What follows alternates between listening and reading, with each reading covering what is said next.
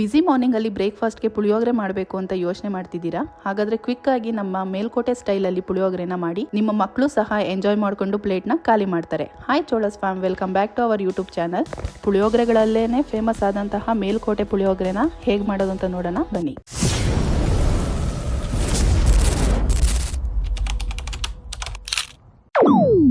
First ನಾನು ಹುಣಸೆಹಣ್ಣು ನೆನೆಹಾಕೊಂತಿದ್ದೀನಿ. ಇದು ಹಳೆ ಹುಣಸೆಹಣ್ಣು, ನೀವು ಹೊಸ ಹುಣಸೆಹಣ್ಣು ಹಾಕೊಂಡ್ರೆ ಕಲರ್ ತುಂಬ ಚೆನ್ನಾಗಿ ಬರುತ್ತೆ.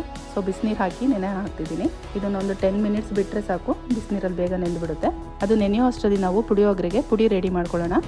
ಮೊದಲು ಒಂದು ಫ್ರೈಯಿಂಗ್ ಪ್ಯಾನ್ಗೆ ಧನಿಯಾ, ಮೆಂತ್ಯ, ಜೀರಿಗೆ, ಸಾಸಿವೆ, ಉದ್ದಿನಬೇಳೆ, ಕಡಲೆಬೇಳೆ, ತುರಿದಿರೋ ಕೊಬ್ಬರಿ, ಬಿಳಿ ಎಳ್ಳು, ಮೆಣಸು ಸ್ವಲ್ಪ ಫ್ರೈ ಮಾಡೋದಕ್ಕೆ ಎಣ್ಣೆ ಹಾಕ್ಕೊಂಡು ಚೆನ್ನಾಗಿ ಫ್ರೈ ಮಾಡ್ಕೊಳ್ಳೋಣ. ಇದು ಅರ್ಧ ಫ್ರೈ ಆಗಬೇಕು.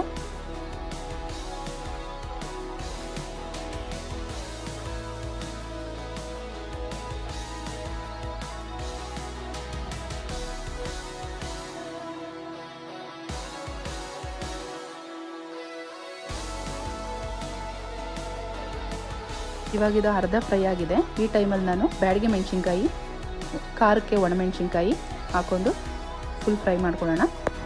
ಇದು ಕಂದು ಬಣ್ಣ ಬರೋವರೆಗೂ ಫ್ರೈ ಮಾಡ್ಕೊಳ್ಳೋಣ.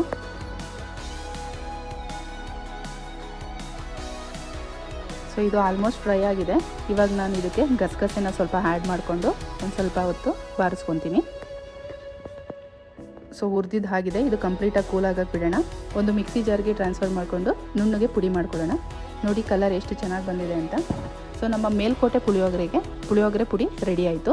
ನೆಕ್ಸ್ಟ್ ಇದಕ್ಕೆ ನಾವು ಟೆಂಪರಿಂಗ್ ಮಾಡ್ಕೊಳ್ಳೋಣ. ಚಿಕ್ಕ ಬಾಣಲೆಗೆ ನಾನು ಎಣ್ಣೆ ಹಾಕ್ಕೊಂಡು ಸಾಸಿವೆ ಹಾಕ್ಕೊಂಡು ಸೇರಿಸ್ಕೊತೀನಿ. ನೆಕ್ಸ್ಟ್ ಇದಕ್ಕೆ ಕಡಲೆಕಾಯಿ ಬೀಜ, ಒಂದು ಸ್ವಲ್ಪ ಗೋಡಂಬಿ, ಕಡಲೆಬೇಳೆ, ಉದ್ದಿನಬೇಳೆ ಇಷ್ಟನ್ನು ಹಾಕಿ ಸ್ವಲ್ಪ ಫ್ರೈ ಮಾಡ್ಕೊಳ್ಳೋಣ.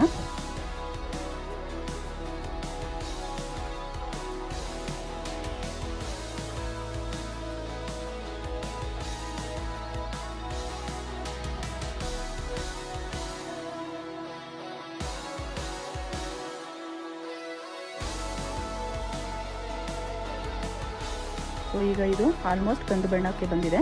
ಇವಾಗ ನಾವು ಇದಕ್ಕೆ ಕರಿಬೇವಿನ ಸೊಪ್ಪು, ಸ್ವಲ್ಪ ಒಣಮೆಣಸಿನ್ಕಾಯಿ ಹಾಕೊಳ್ಳೋಣ.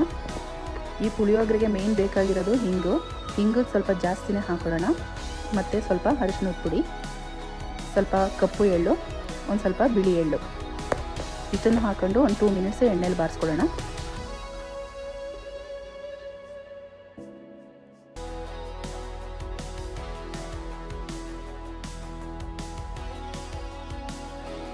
ಸೊ ಒಗ್ಗರಣೆ ರೆಡಿ ಆಯಿತು. ಇದು ಸೈಡ್ಗೆ ಇಟ್ಕೊಳ್ಳೋಣ. ನೆನೆಸಿರೋಂತಹ ಹುಣಸೆಹಣ್ಣನ್ನ ಕಿವುಚ್ಕೊಳ್ಳೋಣ.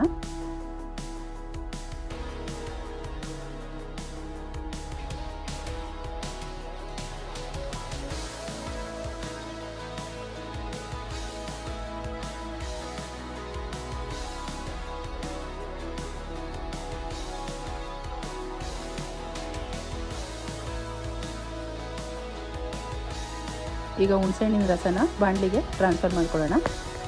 ಇದಕ್ಕೆ ಸ್ವಲ್ಪ 2-3 ಸ್ಪೂನ್ ಆಗುವಷ್ಟು ಆಯಿಲು, ಉಪ್ಪು, ಬೆಲ್ಲ, ತುರಿದಿರೋಂತಹ ಕೊಬ್ಬರಿ ಇದಿಷ್ಟನ್ನು ಹಾಕಿ ಒಂದು 10 ಮಿನಿಟ್ಸ್ ಬಾಯ್ಲ್ ಮಾಡ್ಕೊಳ್ಳೋಣ.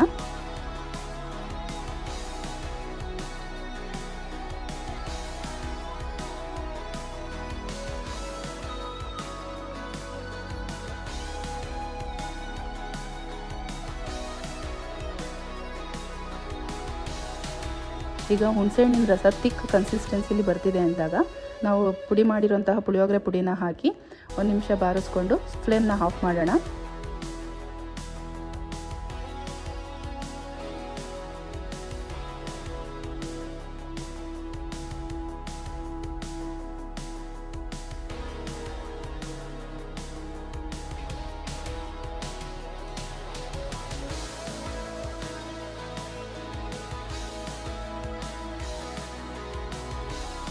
ಸೊ ಒಂದು ಪ್ಲೇಟಲ್ಲಿ ನಾನು ಅನ್ನ ತೊಗೊಂಡಿದ್ದೀನಿ. ಇದಕ್ಕೆ ನಾನು ಹುಣಸೆಹಣ್ಣಿನ ಗೊಜ್ಜು ಮತ್ತು ಒಗ್ಗರಣೆ, ಒಂದು ಸ್ವಲ್ಪ ಕೊತ್ತಂಬರಿ ಸೊಪ್ಪು ಹಾಕಿ ಕಲಿಸ್ಕೊತಾ ಇದ್ದೀನಿ.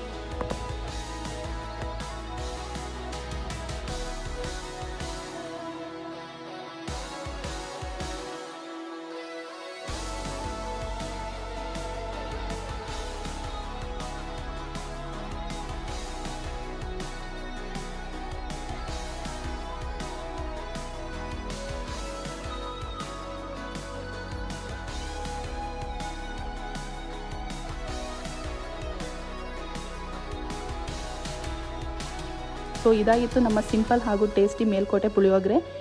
ನಿಮಗೆ ಈ ರೆಸಿಪಿ ಇಷ್ಟ ಆಗಿದರೆ ಲೈಕ್ ಮಾಡಿ, ನಿಮ್ಮ ಫ್ರೆಂಡ್ಸ್ ಆ್ಯಂಡ್ ಫ್ಯಾಮಿಲಿ ಜೊತೆ ಶೇರ್ ಮಾಡಿ. ಇನ್ನೂ ಈ ಥರ ಸಿಂಪಲ್ ಮತ್ತು ಟ್ರೆಡಿಷನಲ್ ರೆಸಿಪಿಗಳಿಗೆ ನಮ್ಮ ಚಾನಲ್ನ ಸಬ್ಸ್ಕ್ರೈಬ್ ಮಾಡಿ.